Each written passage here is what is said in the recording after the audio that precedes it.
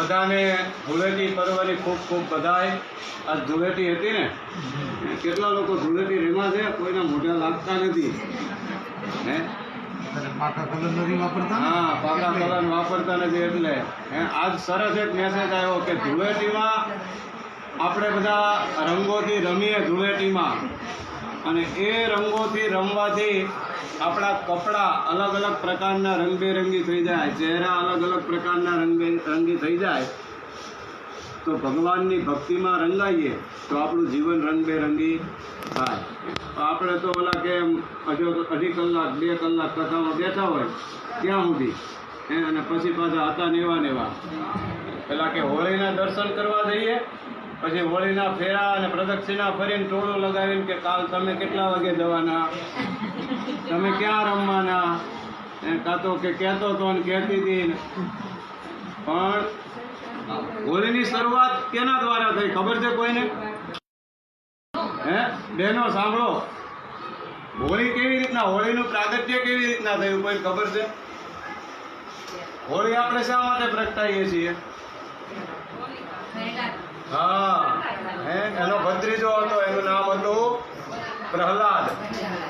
હોળીના બેન એના ભાઈનું નામ હતું હિરણ્યકશિપુ, અને હિરણ્યકશિપુનો દીકરો એ પ્રહલાદ હતો. અને આપણને બધાને ખબર છે કે હોળીને વરદાન હતું કે એ કોઈ દિવસ બળી અને ભસ્મ થાય નહીં. પણ સંજોગ કેવો આવ્યો કે આ વખતે પોતાના ભત્રીજાને એ પ્રહલાદને ખોળામાં બિરાજમાન કરી અને એ હોલિકા પ્રગટ થઈ, પણ એ સ્વયં પોતે બળી ગઈ. એટલે એની યાદમાં આપણે આ હોલિકા છે પ્રજ્વાલ્ય કરીએ છીએ, બરોબર? તો એ ભક્ત પ્રહલાદ જ્યારે ભગવાન નરસિંહનું પ્રાગટ્ય થયું અને પ્રહલાદની રક્ષા કરી, અને એ પ્રહલાદને પણ મંત્ર કયો આપ્યો તો કે ઓમ નમો ભગવતે વાસુદેવાય. એટલે આપણે બધા પણ બેઠા બેઠા મનમાં આ ઓમ નમો ભગવતે વાસુદેવાય આ મંત્રનો જપ મનમાં કરીએ અને ભગવાનની કથા આપણે બધા સાંભળીએ, બરોબર? તો ભગવાન સત્યનારાયણની કથાનો પ્રારંભ કરતા મહામુનિ સુતજી કહે છે, એકદા નૈમિષારણ્યે ઋષયઃ શૌનકાદયઃ પ્રભુચુર્મુનયઃ સર્વે વ્રતમ પૌરાણિકમ ખલુ. મહામુનિ સુતજીને શૌનકાદિ ઋષિકુમારો 88,000 ઋષિકુમારો હતા. કેટલા? અને એ સમયે નૈમિષારણ્ય નામના જંગલમાં આપણા ભારતના અંદર, આપણા ભારત દેશમાં 7 પ્રકારના મોટા મોટા જંગલો બતાવવામાં આવ્યા. ચંપારણ્ય, ગુહ્યકારણ્ય, બદ્રિકારણ્ય, નૈમિષારણ્ય. અરણ્ય એટલે જંગલ. આજે 7 જંગલમાં, એ 7 અરણ્યમાં ભગવાને કંઈ ને કંઈ પ્રકારની લીલા કરી અને એ બધાને તીર્થસ્થાન બતાવી દીધા. એમાં નૈમિષારણ્ય એક એવું જંગલ હતું, અરણ્ય હતું કે કોઈ પણ વ્યક્તિને એ સમયમાં મનમાં કોઈ પ્રશ્ન થાય, કોઈ તકલીફ આવે તો ત્યાં આવી અને પોતાના મનના પ્રશ્નનું નિવારણ કરી શકતા હતા. એટલે એ સમયમાં 88,000 ઋષિમુનિઓ એ જંગલમાં બેઠા હતા. ત્યાં કોઈ ચા પાણીની વ્યવસ્થા નહોતી, કોઈ માયક નહોતું. 88,000 બેઠા હતા ને તોય સુતજી એકલા બોલતા ને તોય બધા જ સાંભળતા. અને આપણે 25 જણા બેઠા છીએ એનું બોલું તોય નથી સાંભળતા. એટલે પ્રશ્ન પૂછ્યો કે કલિયુગમાં પ્રભુ કોઈ પાસે સમય નહીં હોય, તો કલિયુગની અંદર ખૂબ જ ટૂંકા સમયમાં પરિપૂર્ણ થાય એવું કોઈ વ્રત, એવું કોઈ અનુષ્ઠાન, એવી કોઈ પૂજા વિધિ હોય તો બતાવો. એટલે સુતજી કે હજી સુધી આવી વિધિ ને આવી કથા તો ક્યાંય સાંભળી કે ખૂબ જ ટૂંકા સમયમાં પરિપૂર્ણ થાય અને એનું ફળ ખૂબ જ મોટું મળે. એટલે સુતજી કહે છે કે એક વખત નારદજીને ભગવાન નારાયણે આ બાબતે કહ્યું હતું. એટલે કહે છે કે જ્યારે ભગવાન નારાયણના દર્શન કરવા માટે મહામુનિ નારદજી વિવિધાન પર્યટન લોકાન મર્ત્યલોકમુપાગતઃ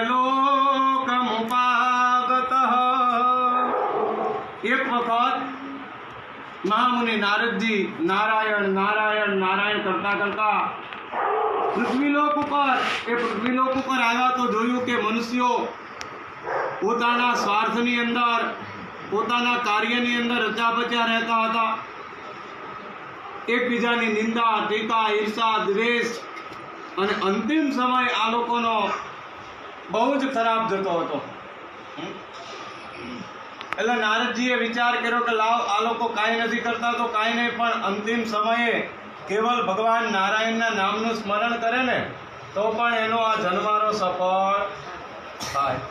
ભાગવતજીની અંદર એક એવી કથા આવે છે કે અજામિલ નામનો એક રાક્ષસ હતો. એ અજામિલે ગોવિંદભાઈ કોઈ દિવસ કોઈ સારા કામ કર્યા, આખું જીવન કંઈ કામ ન કર્યું, પણ પુણ્ય એના પૂર્વજન્મનું એટલું હતું ને કે એને ત્યાં સંતાન થયું અને એના બાળકનું નામ શું રાખવામાં આવ્યું? નારાયણ. આ અજામિલ નામના અસુરના બાળકનું નામ નારાયણ રાખવામાં આવ્યું અને સ્વયં ભાગવતજી એવું પ્રમાણ આપે છે કે આ અજામિલ પોતાના દીકરાની અંદર, કારણ કે એક તો મોટી ઉંમરે પોતાને ત્યાં સંતાન થયું, એટલે વાતે વાતે પોતાના દીકરાને યાદ કરે. એના નામ શું રાખવામાં આવ્યું હતું? નારાયણ.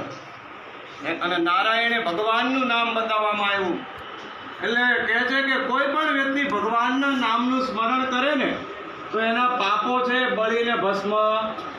ભગવાન કૃષ્ણનું સત્યનારાયણનું એક નામ બતાવવામાં આવ્યું છે હરિ. આપણે બધા કહીએ શ્રી હરિ. તો એ હરિ શબ્દનો અર્થ શું થાય છે? હરતે ઇતિ હરિ.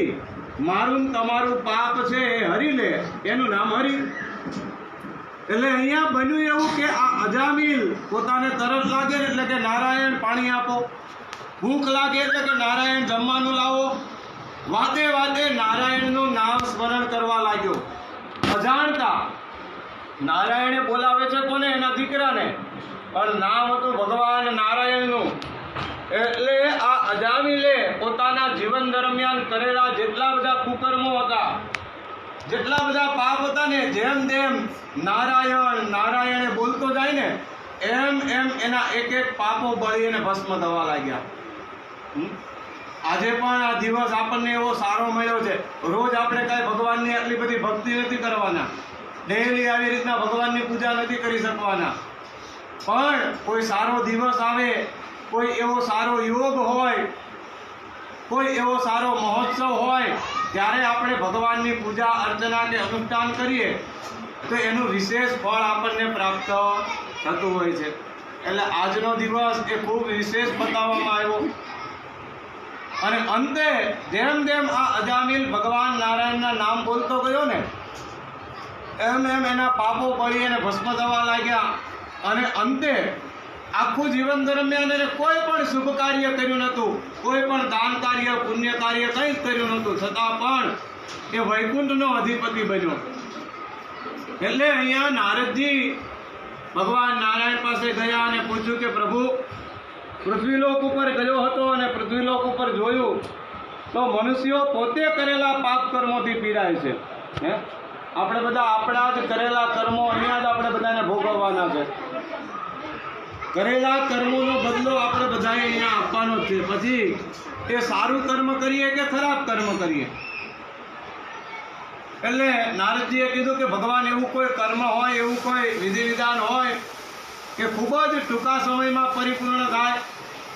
એટલે ભગવાન નારાયણ સ્વયં કહે છે કે નારદજી, એક વ્રત છે જેનું નામ છે ભગવાન સત્યનારાયણનું વ્રત. આવું જ્યારે ભગવાન નારાયણે કહ્યું ને એટલે નારદજીએ બીજો પ્રશ્ન પૂછ્યો કે ભગવાન તમે કહ્યું તો ખરા કે ભગવાન સત્યનારાયણનું વ્રત છે, ભગવાન સત્યનારાયણની કથા છે, પણ કિમ ફલમ કિમ વિધાનં ચ કૃતમ કેનેવ તદ્વ્રતમ તત્સર્વં શ્રોતુમિચ્છામિ કથયસ્વ મહામુને. પ્રભુ તમે કહ્યું કે સત્યનારાયણ ભગવાનની કથા, પણ કિમ ફલમ, આ ભગવાનની કથા કરવાથી કેવા ફળની પ્રાપ્તિ થાય? કાંઈક તો અહીંથી મળતું હશે ને આપણને. આપણે કોઈ લોકો એવા તો કાંઈ સાવ મૂર્ખ તો નથી આપણે કે 2-2.5 કલાક એમનામ આપણે કાઢીએ, ભગવાન ઉપર કંકુ નબીલ ગુલાલ ચડાવીએ, હે, તો અહીંયાથી આપણને કાંઈક તો મળતું હશે ને? શું મળે અહીંથી? કોઈને ખબર છે? આપણે બધા ઘણી બધી વખત કથામાં ગયા હશું, પણ આપણે બધા અરસપરસ વાર્તાલાપ કરતા હોઈએ અને મહારાજ કથા પૂરી કરે, જલ્દી આવે 5મો અધ્યાય. હે, એવું નહીં. તમે જ્યાં ગયા છો એના જેવા બનીને જાઓ. જેવા પ્રસંગમાં આપણે જવું છે એવા બનીને, એવા કપડાં પહેરીને આપણે જઈએ છીએ ને, તો કથામાં આપણે આવ્યા છીએ તો કથા પણ શાંતિથી સાંભળીએ. એટલે પહેલો જ પ્રશ્ન ભગવાને કર્યો, કિમ ફલમ? આ ભગવાન સત્યનારાયણની કથા દ્વારા અમને કેવા ફળની પ્રાપ્તિ થાય? આપણને પણ કાંઈક ફળ તો મળવું જોઈએ, સ્વાભાવિક છે. કિમ ફલમ કિમ વિદાનંચ? ભગવાન સત્યનારાયણની કથા કેવી રીતે કરવી? બીજો પ્રશ્ન પૂછો. પહેલો પ્રશ્ન શું પૂછ્યો? કે ભગવાનની કથા કરવાથી કેવા ફળની પ્રાપ્તિ થાય? પછી બીજો પ્રશ્ન કે આ ભગવાનની કથા જો સારું ફળ મળે તો ભગવાનની કથા કરવી કઈ રીતે? શ્રુતમ કૈનેવ તદ્વ્રતમ તત્સર્વમ શ્રોતુમ ઇચ્છામિ. આ બધું હે ભગવાનનું સાંભળવાની ઈચ્છા રાખું છું, કૃપા કરી અને મને કહો. એટલે ભગવાન કહે છે કે આ ભગવાન સત્યનારાયણની કથા કરવાથી મનની અંદર તમે જેવો સંકલ્પ ગ્રહણ કરો, જેવો મનોરથ રાખો ને એવા પ્રકારનું ફળ. તમે ધનની ઈચ્છાથી ભગવાનની કથા કરો તો ધનની પ્રાપ્તિ થાય. સંતાનની ઈચ્છા રાખી અને ભગવાનની કથા કરો એવા પણ કથામાં આગળ આવે છે. ભગવાને સંતાન પણ, ઘરે પારણા પણ પુરાવ્યા છે, પારણા પણ બંધાવ્યા છે. એટલે કહે છે કે ગમે તે દિવસે પૂર્ણ શ્રદ્ધા અને વિશ્વાસથી ભગવાન સત્યનારાયણની કથા સાયંકાલ વખતે ઇષ્ટમિત્રો, બ્રાહ્મણો, સગા સંબંધીઓ આ બધાને બોલાવી અને ખૂબ જ ભાવ અને શ્રદ્ધાથી આ ભગવાનની કથા કરવામાં આવે. ગણેશજીનું પૂજન, ભગવાન સત્યનારાયણનું પૂજન, ત્યારબાદ ભગવાન સત્યનારાયણના સ્કંદ પુરાણ પ્રમાણે 5 અધ્યાયો કથાના બતાવવામાં આવ્યા. કથાનું વાંચન, ભગવાનને ઘઉંનો રવો બનાવી અને નૈવેદ્યમાં અર્પણ કરી અને ભગવાનની આરતી ઉતારો. તો આ પ્રકારે ભગવાન સત્યનારાયણની કથા કરવામાં આવે તો ચોક્કસથી સ્વયં ભગવાન નારાયણ એવું કહે છે કે મનુષ્યએ મનની અંદર જે પ્રકારનો સંકલ્પ કર્યો હોય ને એ પ્રકારે ભગવાન ઠાકોરજી એના મનોરથ પરિપૂર્ણ કરે છે. આ પ્રકારે સ્વયં ભગવાન નારાયણે નારદ મુનિને કથાનો મહિમા જણાવ્યો અને કીધું કે હે નારદજી, આ કથાનું ફળ એવું છે કે કોઈ જગ્યાએ, કોઈ બજારમાં ક્યાંય વેચાતું મળતું. આ કથા કરવાથી એવા ફળની પ્રાપ્તિ થાય. એ ફળનું નામ છે પુણ્ય. શું છે? ભગવાનની કથામાં આપણે જઈએ, કથામાં બેસીએ, શાંતિથી કથા સાંભળીએ. આપણે કથા કરાવી ન શકીએ તો કાંઈ નહીં, પણ કથા સાંભળીએ ને તો પણ શ્રવણમ કીર્તનમ વિષ્ણુ 25% આપણને શ્રવણ કરવાથી પણ પુણ્ય મળે છે. એટલે કહે છે કે આ ભગવાન સત્યનારાયણની કથા કરવાથી એવા ફળની પ્રાપ્તિ થાય છે કે જે ક્યાંય બજારમાં વેચાતું મળતું પુણ્ય ક્યાંય મળે ભાઈ બજારમાં? આ મોટા મોટા રિલાયન્સ ને ડીમાર્ટ મોલમાં ક્યાંય પુણ્ય મળે? 500 ગ્રામ પુણ્ય આપો એવું? એ આવું કાંઈ ધાર્મિક કાર્ય કરીએ, આવું કાંઈ આપણે પુણ્ય કાર્ય કરીએ ને તો એમાંથી જ આપણને પુણ્યની પ્રાપ્તિ થાય છે. બરોબર? એટલે સ્વયં નારદ મુનિ કથાનો મહિમા, કથાનો ઇતિહાસ જાણી અને પૃથ્વીલોક ઉપર આવી અને મનુષ્યોને કહ્યું કે હે માણસો, હે મનુષ્યો, આપ દરેક પ્રકારના કાર્યમાંથી મુક્ત બની તમારા અંતિમ સમયને તમારે સુધારવો હોય ને તો તમે આ રીતે ભગવાન સત્યનારાયણની કથા કરો. અને આ જ મહિમા ભગવાન નારાયણ અને નારદ મુનિની વચ્ચે જે કાંઈ સંવાદ થયો, જે કાંઈ ઘટના ઘટી, એ આ નૈમિષારણ્યમાં મહામુનિ સુતજીએ શૌનકાદિ ઋષિમુનિઓને આ ભગવાન સત્યનારાયણની કથા ક્યારે કરવી, કથા કેવી રીતે કરવી અને કથા કરવાથી કેવા ફળની પ્રાપ્તિ થાય છે એ ઇતિહાસ કહી અને ભગવાન સત્યનારાયણની કથાનો પહેલો અધ્યાય છે એ અહીંયા પરિપૂર્ણ કર્યો. ઇતિ શ્રી રેવા કંડે સત્યનારાયણ પ્રદાય પ્રથમોધ્યાય બોલો શ્રી કૃષ્ણ કનૈયા શ્રી સત્યનારાયણ દેવ કી અત સત્યનારાયણ વરદાયામ દ્વિતીયોધ્યાય. હવે બીજા અધ્યાયનો પ્રારંભ કરવામાં આવે છે. ભગવાન સત્યનારાયણની કથા પહેલા અધ્યાયમાં કથાનો મહિમા જણાવ્યો, કથાનું મહત્તમ જણાવ્યું. કોઈ પણ વ્યક્તિને મળવું હોય, કોઈ પણ જગ્યાએ આપણે જવું હોય તો પહેલાં એના વિશે આપણે એનો મહિમા જાણવો પડે ને. કોઈ બહાર ગામ જવું છે તો તે નગરમાં, એ સિટીમાં, એ ગામમાં કઈ રીતે જઈશું એ પ્રકારે. એમ ભગવાન સત્યનારાયણની કથાનો પહેલો અધ્યાય એટલે કથાનું મહત્વ બતાવવામાં આવ્યું. હવે બીજો પ્રશ્ન પૂછ્યો કે આપે કહ્યું ગુરુજી કે ભગવાન સત્યનારાયણની કથા મનુષ્ય લોકમાં આવી. નારદ મુનિએ કહ્યું તો મનુષ્યોમાં બધા કરતા પહેલી વખત ભગવાન સત્યનારાયણની કથા કોણે કરી હતી? તમે બધા કથા સાંભળી છે ને? કથામાં ઘણી વખત બધા આવ્યા હશો. સત્યનારાયણની કથા સાંભળી છે ને? ભાગવતની કદાચ અઘરી પડે. તો ભગવાન સત્યનારાયણની કથા પહેલી વખત કોણે કરી હતી? કોઈને ખબર છે? વાણિયાએ. બહુ સરસ. બીજું કોઈ? બોલો તો ખરા. એવો 4 જ કથા આવે છે. એના જવાબમાં મહામુનિ સુતજી કહે છે કે આ પૃથ્વી ઉપર સર્વપ્રથમ વખત કથા કરવા વાળું જો કોઈ તત્વ હોય તો એ બ્રાહ્મણ હતા. કોણ હતા? આ ભગવાન સત્યનારાયણની કથા એક જ કથા એવી છે જે 4 વર્ણની કથા બતાવવામાં આવી. આપણા વેદ છે, કેટલા વેદ છે ખબર છે કોઈને? 4 વેદ છે. વર્ણ પણ કેટલા છે?